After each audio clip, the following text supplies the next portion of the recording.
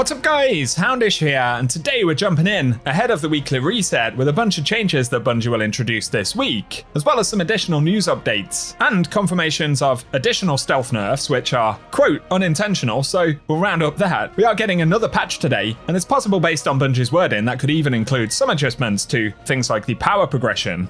There'll be an update for the SOLSTICE bow, as well as the Solemn Remembrance hand cannon. A new modifier that helps us score highly in portal activities, which will make us get more loot in easier content, essentially. And Bungie discuss a couple of other things as well. So if you guys find this one useful, do us a massive favor and hit subscribe. We're working our way up to 600k, slowly but surely. So if you want to stay up to date with everything, I'll keep you posted. But now, let's get into it. The first thing worth mentioning is that today we get update 9006. So Destiny will be brought offline for maintenance, that'll be at 8:35 AM PDT, then hopefully the game will be back up at 10 AM Pacific, so whatever time zone you're in, we should be looking at around an hour and a half of downtime. Beyond that, we'll get patch notes with a bunch of changes. Bungie have only confirmed a couple specifically, but firstly, there'll be an update to the Fortunate Star bow, and they say due to Fortunate Star displaying as a precision bow, but being built to be a lightweight frame, it isn't currently receiving the intrinsic benefits of either a lightweight or a precision, so they'll be updating all versions to correctly receive the lightweight benefits in update 9006. And of course, that's confirmation that the weapon should indeed be a lightweight as opposed to a precision frame.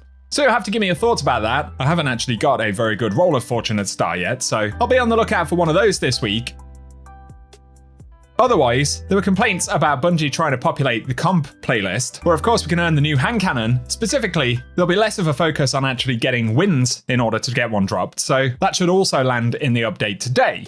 We don't have other specifics, but Bungie have said, through the next few weeks they'll be adjusting a handful of stuff, restoring the colour vibrancy to the world tab, fixes for reward previews being lower than actual rewards granted in mixed fire teams, Kepler Mythic difficulty being adjusted to make it more friendly for solo players, reward tiers in the raid. But of course the list also included the power progression is slower than Bungie intended it to be at the moment, so if we're lucky, we might get an update to that this week as well. And they've spoken about balancing between different portal activities to try and make more types of activities more appealing in terms of the rewards they're dropping. So there's that, as well as raising rewards at lower ranks inside of the comp playlist and increasing drop rates for comp exclusive weapons. We will, however, get the full patch notes just after reset, so I'll keep you posted with those a bit later on. Plus, if there are any adjustments to portal rewards in terms of making fireteam ops more appealing, for instance, or indeed the power climb, something else to keep in mind is that this week we will get an update for the portal called the Accelerator Score Multiplier, and that essentially increases the challenge multiplier, which makes it easier to attain higher reward scores. So in theory, we should be able to play slightly easier versions of activities with less modifiers and an increase to the reward score output that we'll get, which regardless of any other changes this week will make it even quicker to farm solo ops for things like Solstice drops or whatever other portal activities it may be. So the second week of Solstice is going to be a very good week for players to continue the grind up towards 400 power, or indeed get some higher tier rewards. So let us know if you'll be jumping in to continue the grind to this reset. On to a few other things that Bungie have been discussing though. They've said we're currently tracking an issue affecting rewards for players at exactly 450 power for grade A scores in the portal, and they're recommending aiming for B or B+ grades in the meantime while they work on a fix. So again, there could be a change to that this week, but if you've managed to grind all the way up to 450 power, which of course is not many players, either way that'll be something to be aware of. There's also a conversation about a stealth nerf to bubbles, Titan bubbles of course, and players have discovered that bubble now takes 2,700% increased damage from bosses due to the resilience stat changing, where it now seems to have essentially no impact on bubble health. So if you're wondering why things like bubble are getting deleted far quicker than before, that is why, and Bungie respond and say, this was an unintentional oversight on our part. Prior to the update for Edge of Fate, a Titan's bubble resilience, as well as Warlock well resistance, were tied to the character's resilience stat, but that stat was removed with 900 and nothing replaced it. So both bubble and well are pointing to a 0 stat for any type of resistance right now, and they're working to get that corrected soon. So essentially those two abilities didn't account for the change in resilience or health stats, so they're both suffering as a result, but at least it's been recognized and it does mean they will be improved in the future, where theoretically actually it will be a massive change in the future when the health stat starts to influence them. It does of course continue adding to the list of unintentional changes, or what Bungie say are unintentional. I know there's plenty of speculation as to whether that's true or not. I can only base it on what Bungie's wording is, but we will see if this makes it into one of the updates in the next couple of weeks, because Bungie have essentially said there'll still be a handful of updates before we actually get to September, by which point all of the power and progression updates that they've spoken about should have been implemented into the game. So basically the game is going to get more and more rewarding over the next few weeks.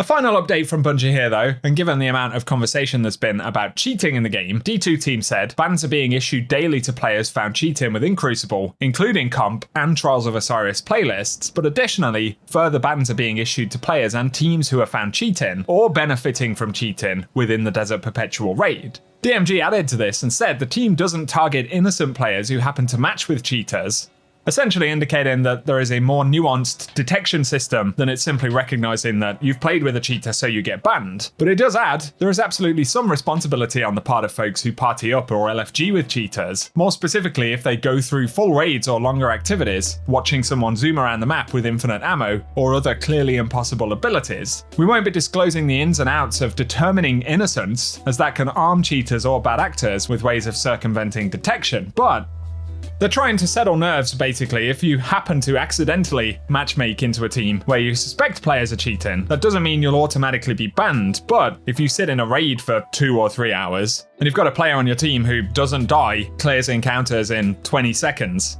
and ends up with 2,000 kills on the scoreboard or something like that, at that point, it's fairly obvious that someone is cheating. And I assume for most players it would be obvious that there was a cheater on the team, so that's what Bungie have had to say, and obviously the recommendation is if you do end up on a team where you're like, hey, this guy is clearly cheating, yeah, I'd say for the minute it's worth just backing out of that team, as it's not worth the risk to your account, even if there is a small possibility that you might get more loot more easily than you should.